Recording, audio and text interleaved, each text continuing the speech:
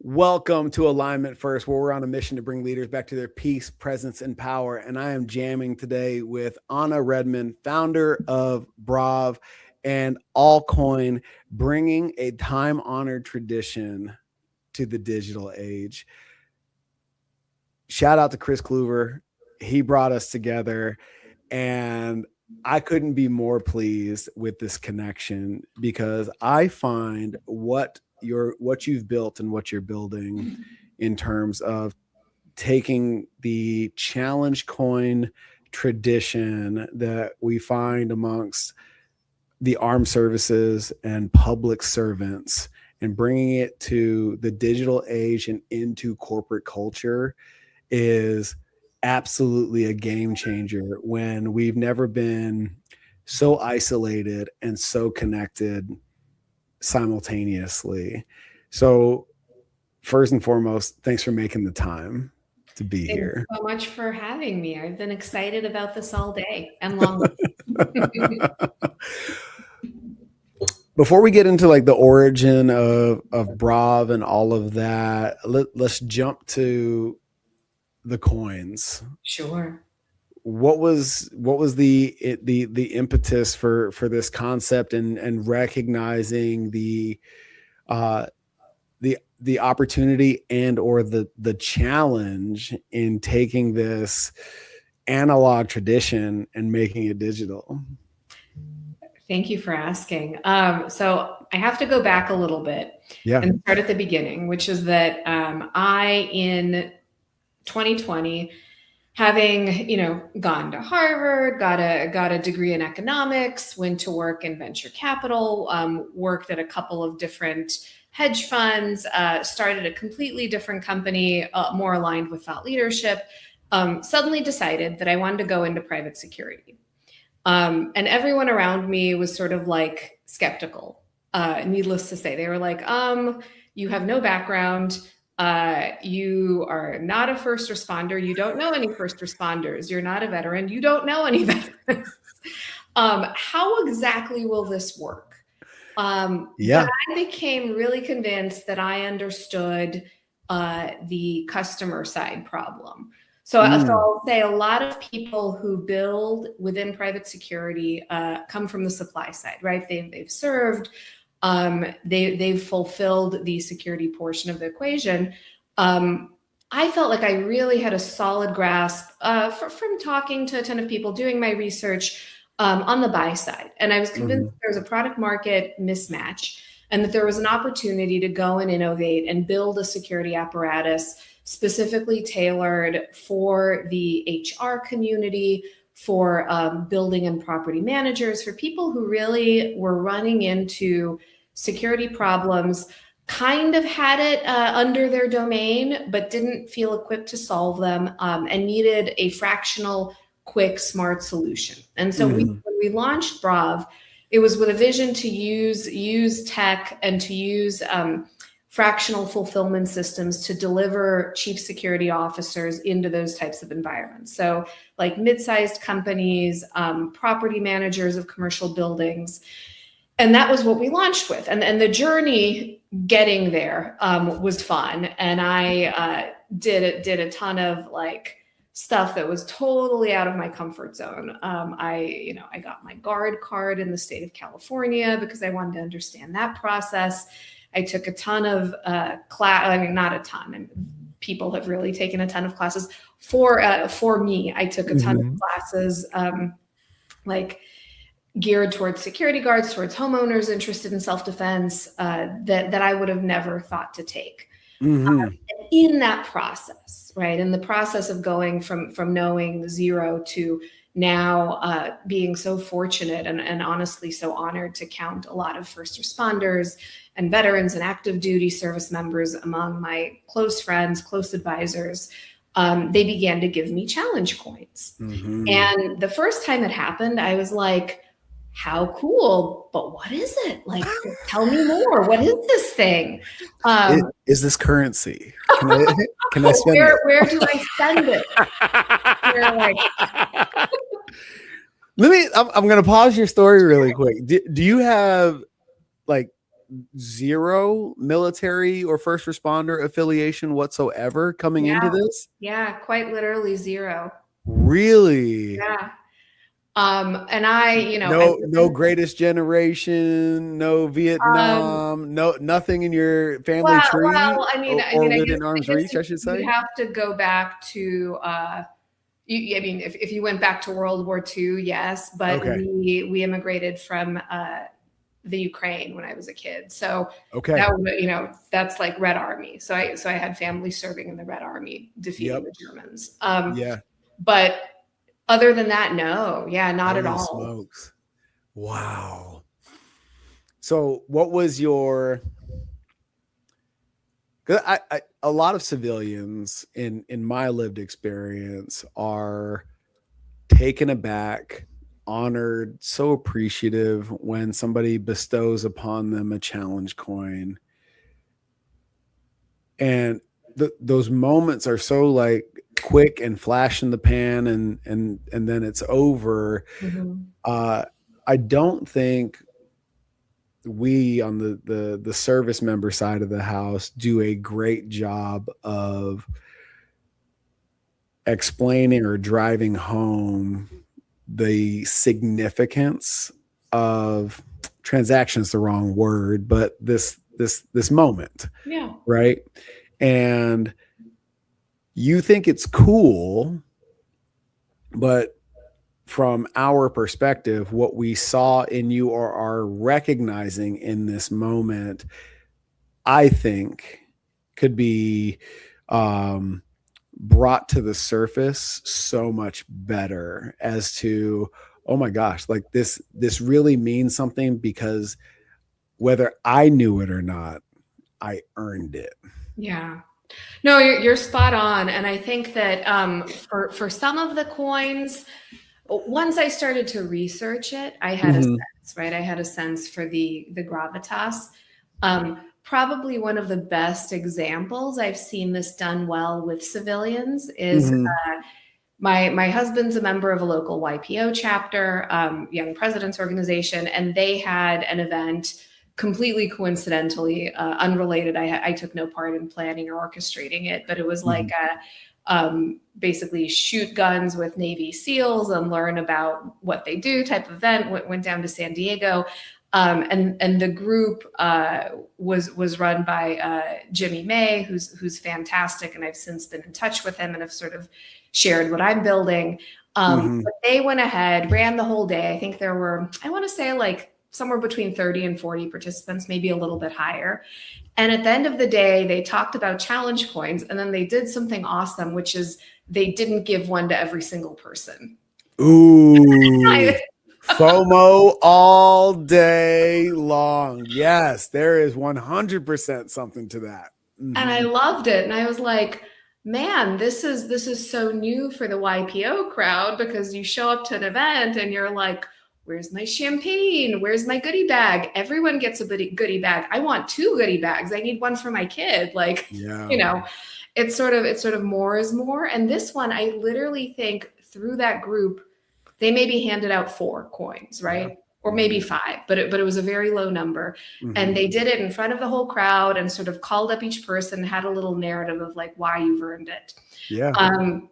And literally the only reason I got one is because I think I sucked the most at shooting. And then I made some measure of progress, but relative to where I started, it seemed meaningful. And I've gone shooting multiple times, but every time I go, it's like a huge gap, and then I sort of have to relearn everything. Yeah. And I have to tell you, it felt incredible. And this was after we'd started building the platform. So I had mentioned it to them. I don't know if that played a role or not. Potentially it did.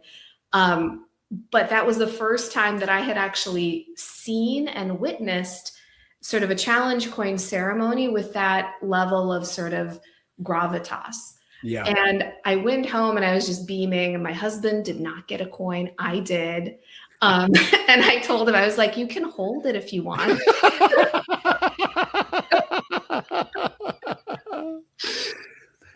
What's cool about that is the exclusivity of it all. Especially, this is what I find, and let me know if this is relatable coming out of the Ivy Leagues. Yep. In that, I tried to explain this to somebody the other day, and it didn't land. So I'm hoping that it lands here. As you achieve certain levels in life, you inherently reset the baseline, right? And when you're on the outside looking in on the in group, whether it's going to Harvard or becoming a Marine or, you know, making the team, right? They all think, what a magnificent achievement. But on the inside, everybody's the same. Yeah. So now if you're the dumbest kid at Harvard, you're still the dumbest kid. You know what I mean? If you're the least capable Marine, from the outside looking in, you're still a Marine. Yep. But amongst Marines, that means something totally different. Right? And so the whole concept of the challenge coin in its essence is you really got to deserve it. In the eyes of the person giving it to you. And in organizations like I don't know if this is indicative of YPO, but if that container is everybody wins a prize by virtue of being on the team, well, then the prizes essentially lose their significance because everybody gets one. I totally agree with you. I feel like there aren't enough, just in life in general, there isn't enough stuff that you get that's truly earned, right? I think we've made so many things either easy to attain or just kind of spread out. And then it's interesting what you think of this. I feel like the flip of this is also true, that a lot of consequences have sort of been softened. Sure. And so if you're kind of, this is veering us in a totally different direction, but I'm going to say it because this, I heard this the other day. I was listening to a podcast about addiction. Okay. And the point, I'm going to do a bad job summarizing it, but the point that they made is the reason there's more addiction today, and of all kinds, right? Like shopping addiction, gambling addiction. They talked about like women with like romance novel addiction, is because we don't have that big differential, right? Like everyone gets a prize and then the consequences are kind of soft and fluffy. And so you're looking for that hit that takes you back and forth. Right. And her weird, this psychologist's weird advice was like, go do something. I mean, you obviously, like anyone that served does this all the time. So it's like the choir, but it was like, go do something hard, go do something that sucks, go do something that you know, hurts, whether physically or just discomfort wise. We have deferred the rites of passage that came along with so many of these things. And now those opportunities are so few and far between and or rare that to become a Marine or achieve the Ivy League, it almost seems out of reach. And the preparation or the process to attain those things seems so hard and out of routine. And if we're going to acknowledge the fact that as human beings, we are not outside the food chain, we are indeed animals at the most basic level. We are, I heard it said, discomfort adverse exponentially more than we are comfort seeking. Yeah, I didn't think about it that way. That's so true. So when you defer, when you relieve the pressure valve that comes with these rites of passage, and acquiesce to everybody getting a prize, you inherently, one of the unintended consequences of all of that is a less resilient society. Yeah. Right. Like and it's a hard thing to ask for too. It's like, yeah, make it hard, please. Yeah, I went to a gym the other day, and they were like advertising the personal training, and I did a session, and they sort of noted at the end, they were like, yeah, and then you tell us like what style you want. Like some people will say I need someone to like yell and scream at me. Other people don't like that. And I'm like, man, it's probably hard to say like don't be nice to me, but I'm paying you, right? Because I spent 25 years in that world. I get it. Yeah. Well, and the other side of that, again, because those rites of passage become less and less and fewer and further in between, people think they want, like the way I used to preface it post active duty was, I can be your best friend or I can be a drill sergeant. Yeah. Which would you prefer? And people think they want the drill sergeant. And then they're like, wait, this is not. You give them that action and they're like, oh, no. This is like so far away from what I thought I wanted. And we have to back off. Yeah. And, it's interesting, when my wife and I got together, my best friend from the Marine Corps married her cousin, and we met at their wedding. And when we moved in together and bought our house, I've got this man cave that has all kinds of wild shit, weapons from Africa and a K-bar knife and a Viking horn mug thing. And that's awesome. Chess sets from here, there, and everywhere. And it's all stuff that was earned in some way, shape, or form. Oh, how cool. And can't be replaced.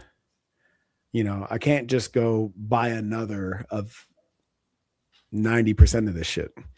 You know what I mean? And that is what makes challenge coins special. Yeah. Because once we leave each other's company, or you're on to the next unit, the chances of that coin resurfacing or, it coming back around are slim to none. Yeah. So I think the rarity and whatever the rite of passage that was accomplished to get it is really and truly what makes it special. So I love the fact even with an organization held in the esteem of YPO, the SEALs held that standard and said, nope, not everybody gets a prize. Yeah. And no one complained. Of course not. Of course not. I thought that was interesting because people know deep down inside, they're like, yeah, that was nicely done. Yeah. I think a lot of these decisions, I mean, not to get on a societal soapbox, but I think a lot of these decisions are made from the mountaintop, right? To have endured whatever you've endured to build BRAAV. And from where you are now in hindsight, if you knew you had to take if you knew that every single one of those steps to make it successful was required of you at the beginning, would you have done it? Oh, that's such a great question. 100%. And I'll tell you, it's funny. Just yesterday, I'm gonna throw a wrench in that really quick. Okay. If you knew all that was required and you didn't know you were going to end up where you are.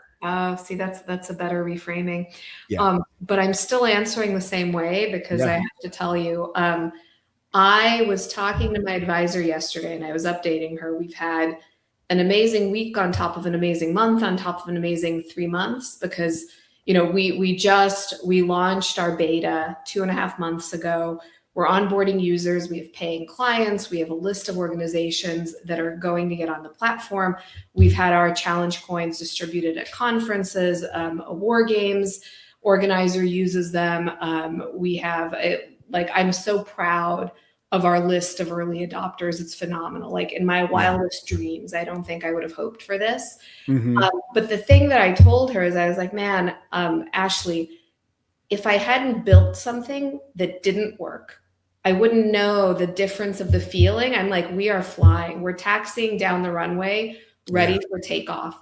It is so different to have built something that is desirable, and I can see the difference. And if you had told me this when I was building stuff that was failing, because I've built stuff that failed, and every time I was like, man, I'm so smart. I had such a smart idea. People are stupid. Why aren't they using it? And now I get why, I would say failure is important, but it was kind of like parroting a talking point. Like we're all supposed to say, yeah, failure is important. But no one wants failure. Right. But now I'm like, my God, it actually was important. This is crazy. Tell me about, as you're moving through that story, what is the failure that is like front and center in your mind? If I hadn't had this experience, I wouldn't appreciate what BRAAV has become. Oh man. Well, early days of BRAAV, we experimented with a couple different variants of tech-enabled services. And, we built a different variant of a guard app that I think wasn't bad, but it didn't quite land. And I just remember the early conversations around it were you learn the difference between someone being nice to you because they know you, versus someone actually wanting something that you've built. Say more.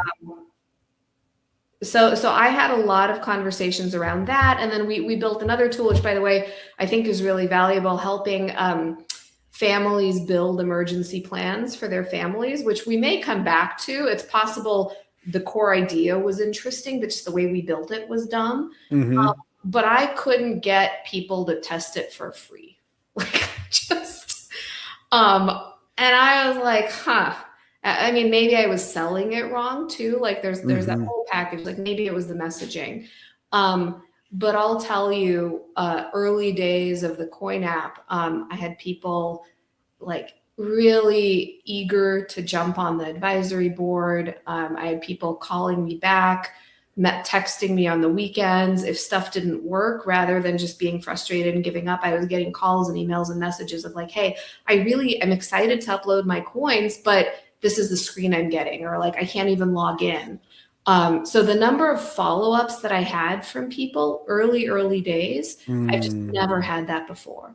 And, you dive into something, blindfolded. And for this in particular, not my space, not my industry, sort of my adopted people, I will say, because I'm just so in love with the ethos truly of the veteran and first responder community. I think that the population at large would do well to learn a lot of lessons from this community. But again, not like a native member of this community. So there were so many places where this could have gone wrong.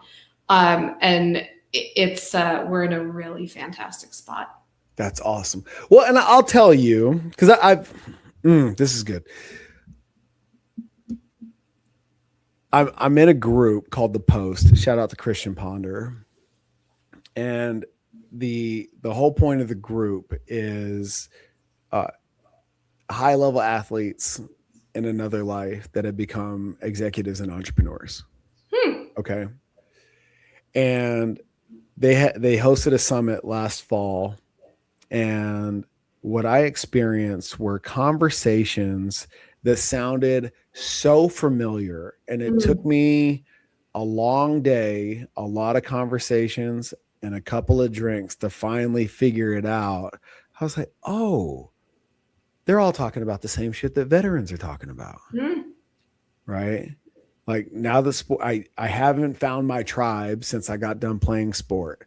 I don't know where my people are outside the uniform. I have to rebuild my identity from scratch.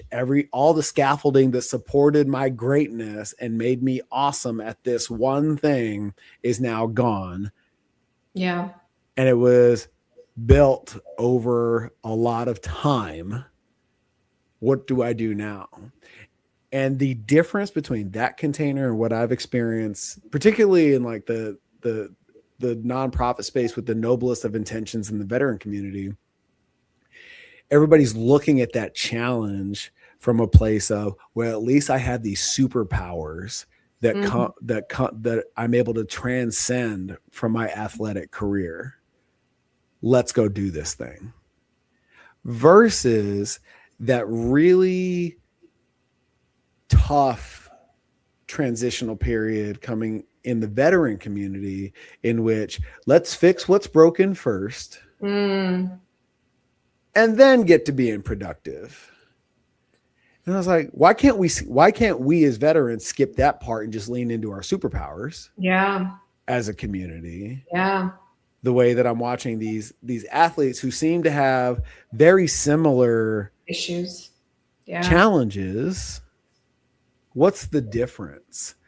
And I'm like, so I see what I noticed in our conversation when you showed me the coins, the part that jumped out to me the most is the story behind the coins. Absolutely.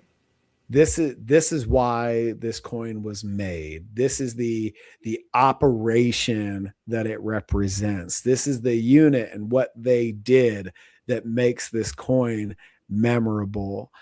And that's the part in the giving of the coin. Hey, you did something cool, special, above and beyond. Awesome. Thank you.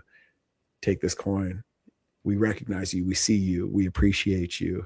And then poof, it goes and sits on the shelf. But the story behind that thing, it just adds a layer. And it's like, oh, yeah, it makes it that much more sticky.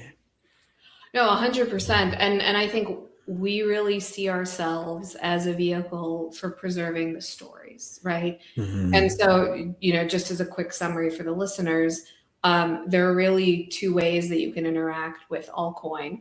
You can take your physical coins and you can scan them, and then you can display them there, and you get a dedicated page, and you can share that on your LinkedIn, Facebook, wherever. And anyone like Michael, if you share that link, I can go and see all of your coins and click and kind of read any stories that you've memorialized. The other half of it is for issuers. So for minters of coins, whether you're a fire station or a police chief or a nonprofit or a security company or a military unit, you can mint a physical coin and a digital twin at the same time.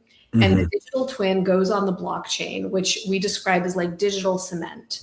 So it's effectively secure. It has perfect provenance, and the important details of the coin, like the name of the person that gave it to you, what's the meaning behind the coin, what's the date, what's the transfer history, right? Like, did they give you a new coin, or did someone regift a coin, and why?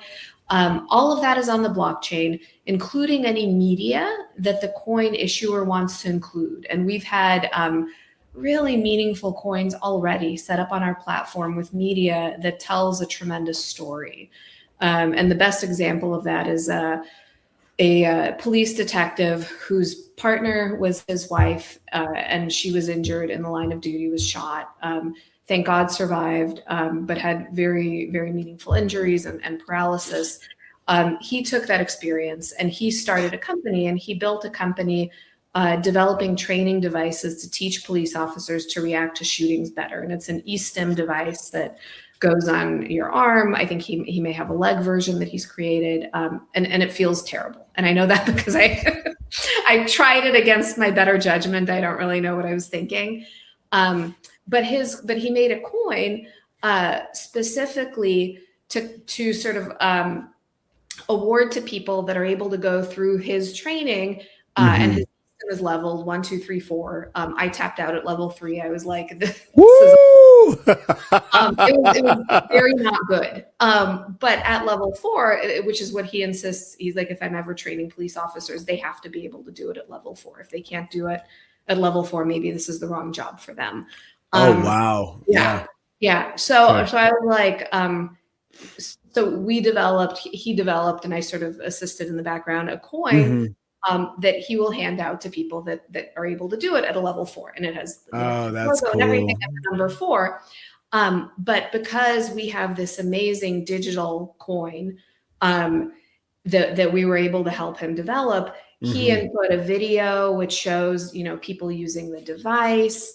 It shows him telling his story. And then he added additional media of pictures of him and his wife, right? I mean, the coin and the full story of it. So if you're just, he may not have time to retell that whole story every time. Obviously, it's on his website. But if he's training or he's at a conference or a trade show and someone just walks by his booth and is like, hey, can I try it out? And then they scan to get the digital coin, that person will go home and be like, oh, wow, that's what this is. That's the story. That's the meaning behind it. So that's, there's tremendous excitement that we're able to be there to help preserve and tell those stories.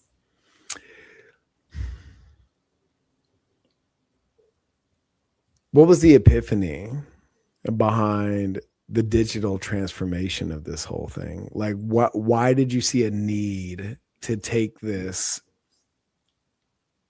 digital?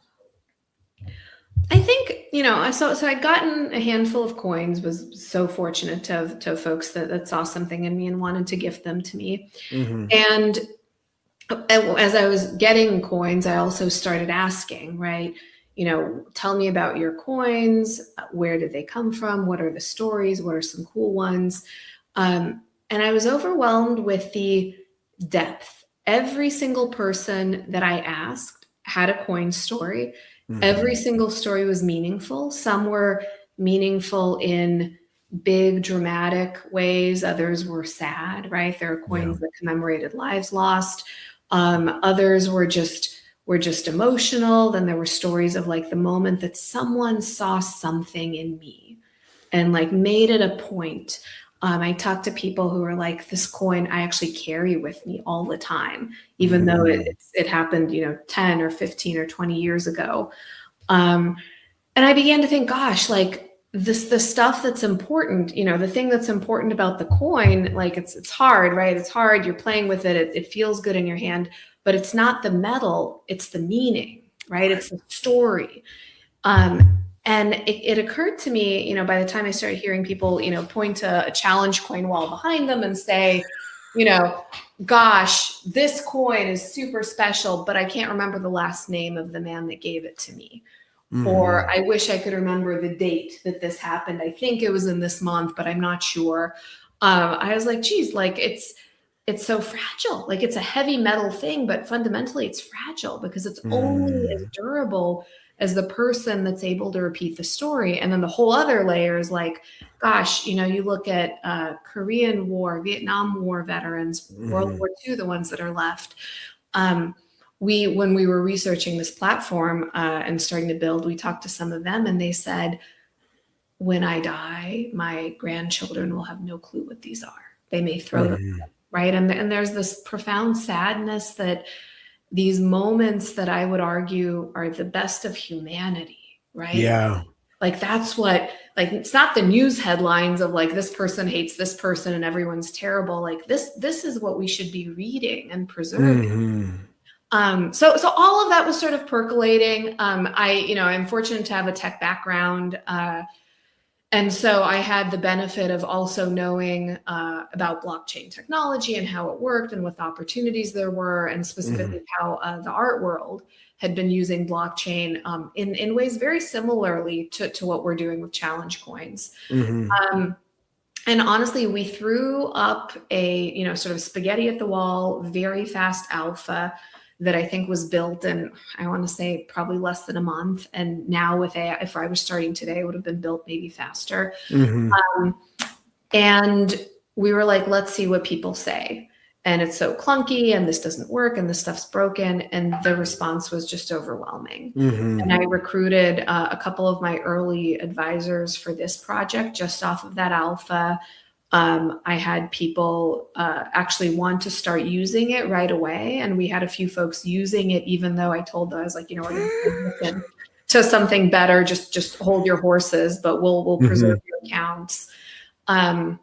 So yeah, I think then it felt like it was this living thing outside of me. And I was just sort of scurrying as fast as I could to bring it to life.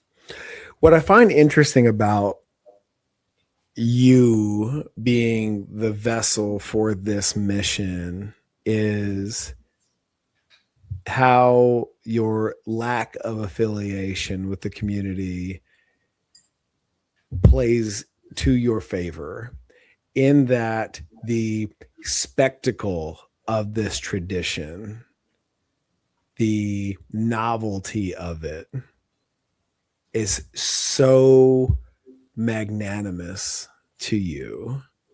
Whereas when you're part of the club, it's really easy to take it for granted. It's just what we do, right?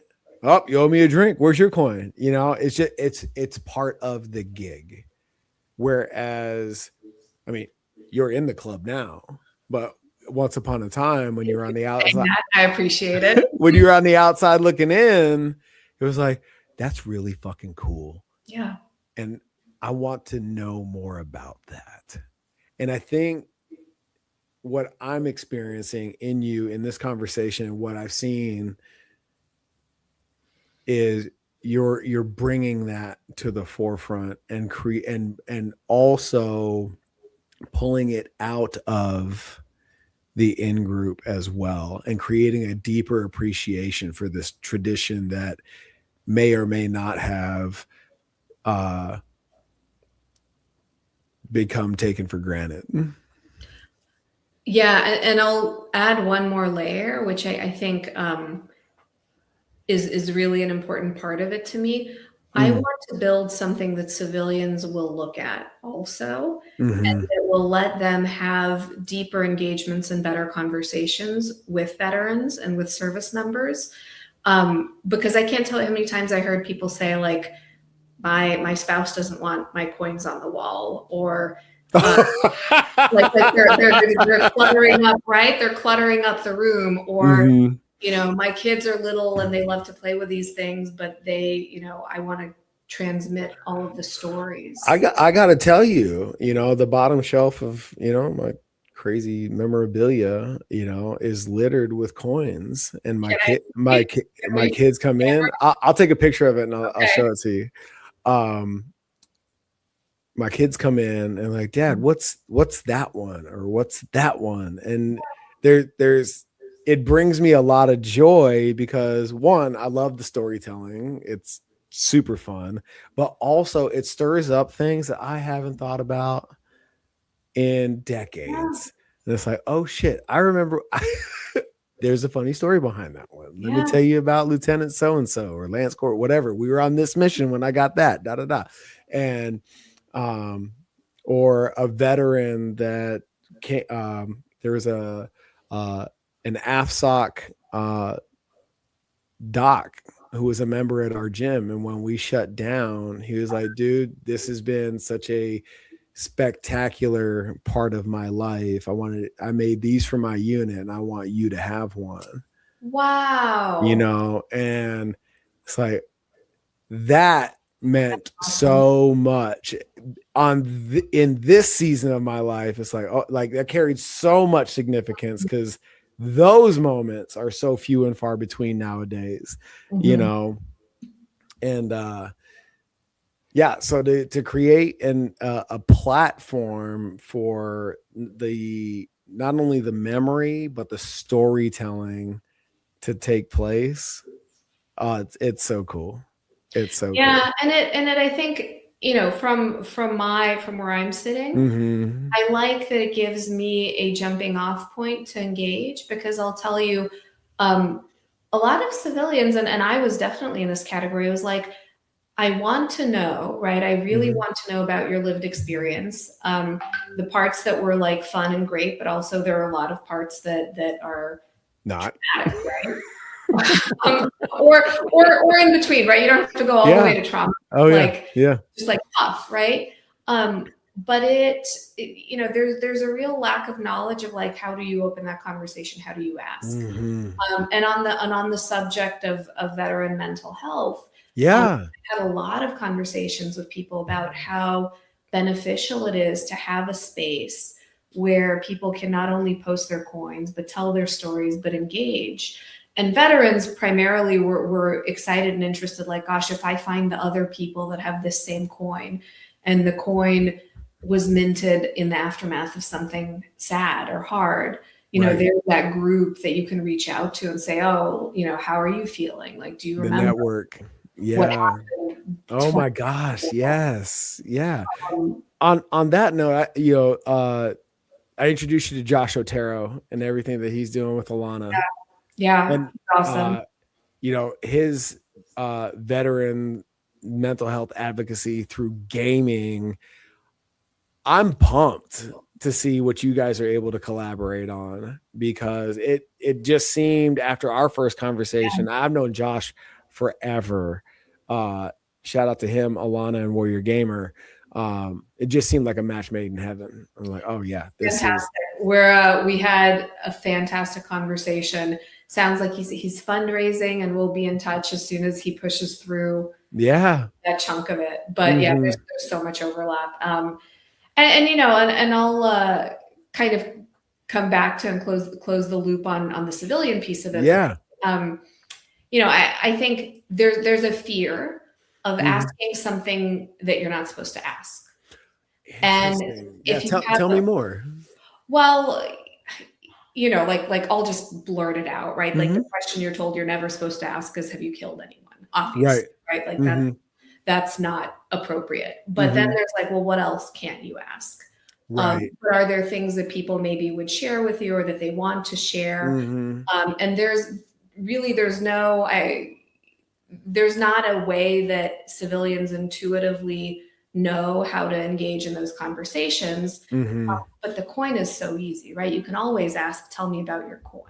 Right. How did you get this coin? And then that sort of starts to pull the thread. And so one of the ways that I actually learned a ton about my advisors is through the coin conversations. Okay. And, one of my advisors, Will Rays, who's actually an active duty Navy SEAL in charge of special warfare recruiting, who, by the way, like he's always been so open and so kind and candid. I think he's never told me that I've asked an impertinent or inappropriate question.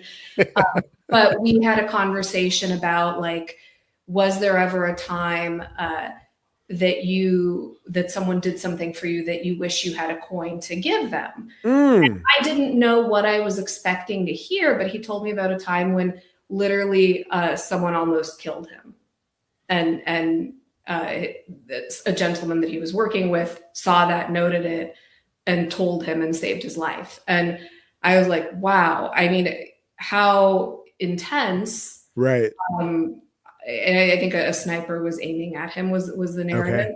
Yeah. But I don't know how, in what universe I would have gotten to that question or felt comfortable even asking it. You're bringing this memory to the forefront. When we were in FOB Edinburgh, like, if there was a moment that was coin worthy and there was no coin, we were running UAV operations in country, and we were supporting a unit that was in contact with enemy combatants, and the bird that we had on station was running low fuel, and by the time a new UAV could get on station, this thing was going to crash. So we use our emergency procedures, try to condense that blank space as much as possible. And on the way home, it crashes, and on its return route, it's supposed to crash and burn right outside our forward operating base. And the only thing that's between us and the enemy is a 20-foot pile of dirt. Okay. Oh my God. But we got to go recover this asset, right? Can't just let it sit out there. So me and Corporal Cummins, my intelligence Marine, suit up, Kevlar on, rack around, and it's like, I got you and you got me. Wow. Let's go figure this out. and thankfully it had nothing. It went without incident. I mean, I got a chemical burn from jet fuel dripping down my back, but aside from that, it went as well as it could have gone. And yet, God, amazing. With the nerves, the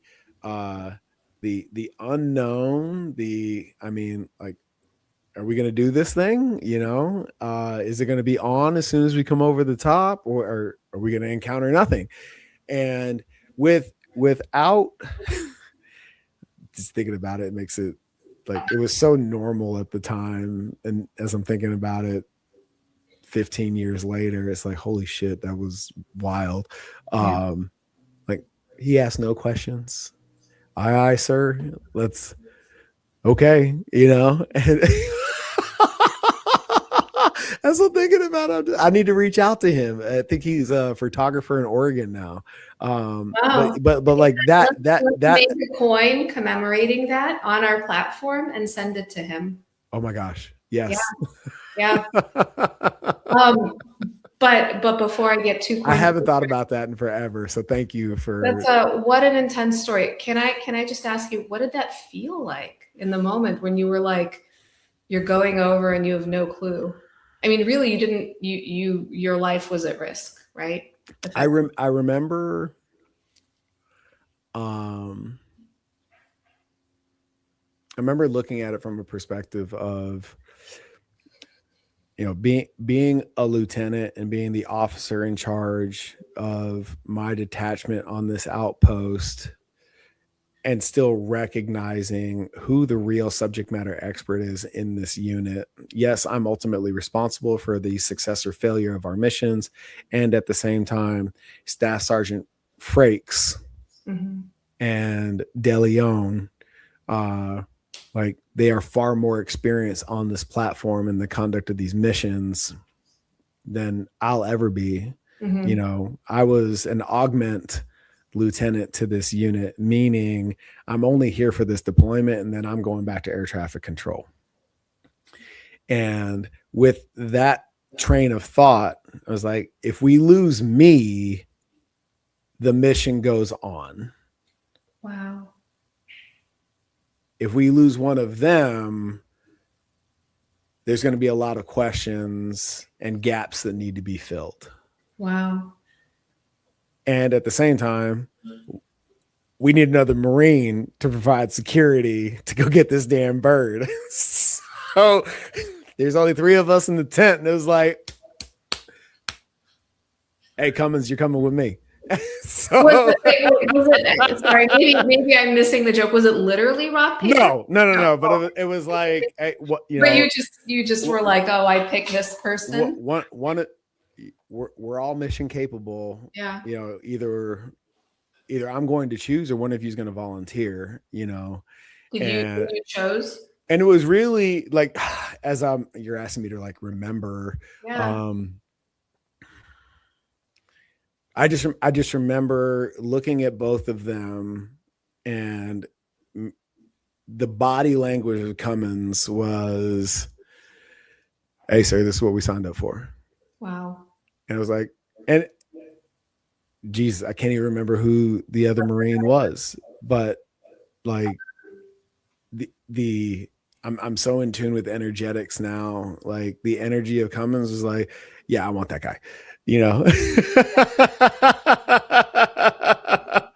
And so yeah, the decision matrix is so much less like who's better trained on a weapon system or who's seen this before. It was like, I'm gonna go because there's less detriment to the mission if we lose me.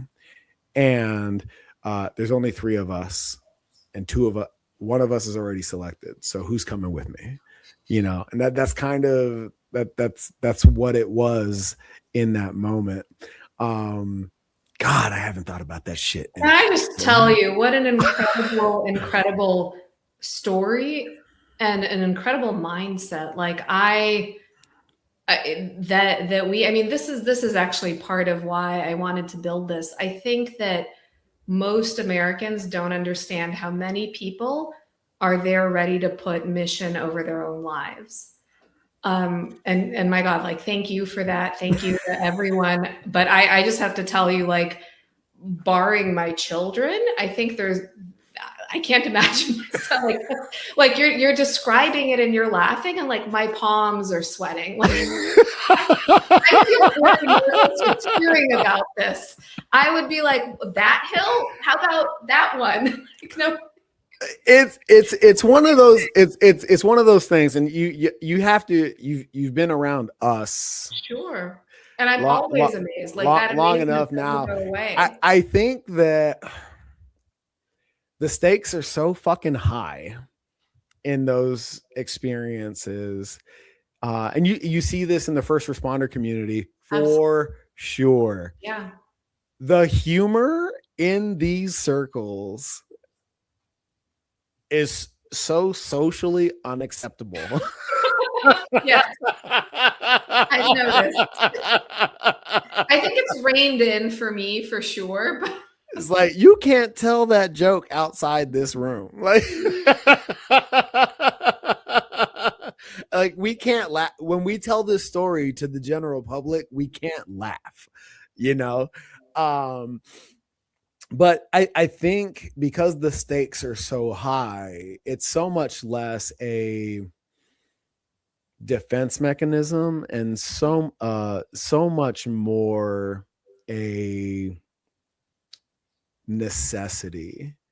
Like I can either look at this situation in the here and now and in hindsight as a tragedy or a comedy. Right. And you know, if I'm going to choose which perspective I'd rather have, there's so much humor in that shit. I mean, the fact that we and the story I just told took 12 minutes. Yeah. Okay, we're not talking about we were out there alone and unafraid for days, and you know, it was so not that. I mean, the fact that 12 minutes is a long time. I have to I mean, time slows down for sure. But you know, the fact that the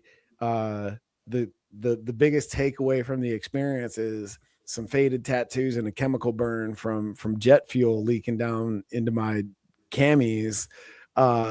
It's like you have to laugh. Yeah. You know? And it was like one of those things. You ever seen it like in the movies where like you that person's on fire, but all you can see is the smoke, and then all of a sudden it's like this crazy 5-second stop, drop, and roll type scenario. That's what it was like. It was like, damn, why is my back itching? Like, oh shit, this really burns. Like, oh shit, sir, like you've got gasoline leaking down your pants. Like, we gotta get oh gosh. And so yeah, I mean, if that's all that comes of it, you know, it's like compared to what could have happened, sure. Like that shit's funny. Sure. Yeah, I think hearing stories like this just puts so much stuff in perspective for me. It also just like helps me understand the different level setting of like what's alarming versus not.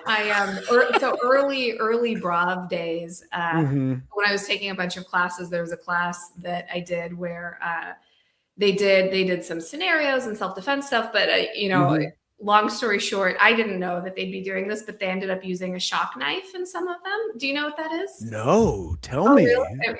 It is what it sounds like. It's like an electrified knife. In the Marine Corps, I'm what they call a pogue, a profession other than grunt.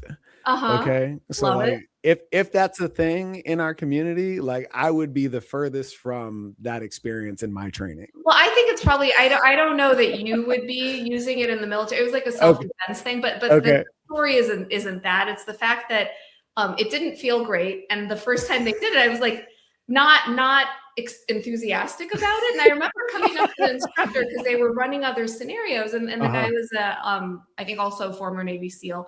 And I was like, I was like, oh my gosh, are you using that thing again in the next one? And I was very concerned. And he was so annoyed. And he was like, just sit down and go do the next. Like, he didn't even want to humor me with a response. Wow. And at the time I was like, man, that customer service is not so great. But now hearing your story, I mean, like, yeah, sure. If you have to like spend 12 minutes potentially dying and with jet fuel running down your back, and then some lady is like complaining about a shock knife, then you're kind of like, get over it. And maybe that's what I needed at that moment. I mean, it would be real easy in the aftermath of experiences like that to move through the world with a chip on your shoulder and like looking at everybody through the lens of, look, it could be worse. Yeah. And at the same time, I feel like that's such a disservice to people that want to understand, and we mess that up. Our hubris that it comes as an unintentional byproduct of some of these experiences that not so much put us on a pedestal, but at the same time, you can create this narrative that my experience is unrelatable and you'll never understand no matter how many stories I tell. Right. And that's so not true.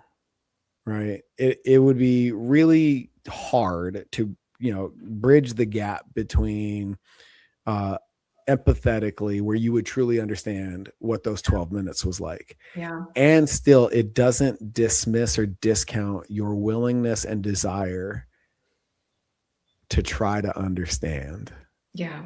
And I think, I know that right there is to be celebrated. And when those opportunities present themselves to, set and setting, taken into context, taken into consideration, when those opportunities present themselves, like, it's our responsibility to sit still and share those stories, because it's just like these coins, those opportunities are also few and far between, where somebody is genuinely curious enough to sit through the whole thing and not get so twisted in their own discomfort that they run away from it, which happens sometimes. Like, I didn't ask for all that. It was like, but you asked, I really love that perspective. I think it's a very nice perspective, and I think it speaks a lot to who you are. I think that, I think about this a lot, this element of like sharing and listening. And one of the projects that's, super early stages, but we have a couple of nonprofits really interested in jumping on board, is I'd love to actually get high school students interviewing older veterans and digitizing their coins, because you have, the Korea, Vietnam era veterans probably will have a challenge taking a photo of their coin, putting it in our platform. But to your point of like being able to communicate those stories, I feel like it would be amazing to have high school students hear them, right? Because they would gain an appreciation, not just for the living history of it, and that's real too, but also for this, honestly, like the depth of the sacrifices that have been made for this country on their behalf, on the behalf of all of us, which depending on where you live, I'm in California, Southern California. It's just not really part of the conversation in school. And I think that's unfortunate. Yeah. My there's a fraternity, sorority. I don't know what the gender agnostic version of those two terms is, but say again. Social club. Sure. Yeah. There's a social club that comes with this experience, and what comes with that. My kids have 5 real aunts and uncles, but they have so many uncles that they're not related to. That's amazing. that come by the house and stop through on their way here, there, and everywhere. And it's like we sit outside, and we got a fire pit in the back, and we just tell all these stories. And my kids are just like, they love it. And that, in the aftermath of those visits, we'll be sitting at the dinner table, and I'm like, Dad, tell us the story about Uncle Cheese. And when what's the word they use? When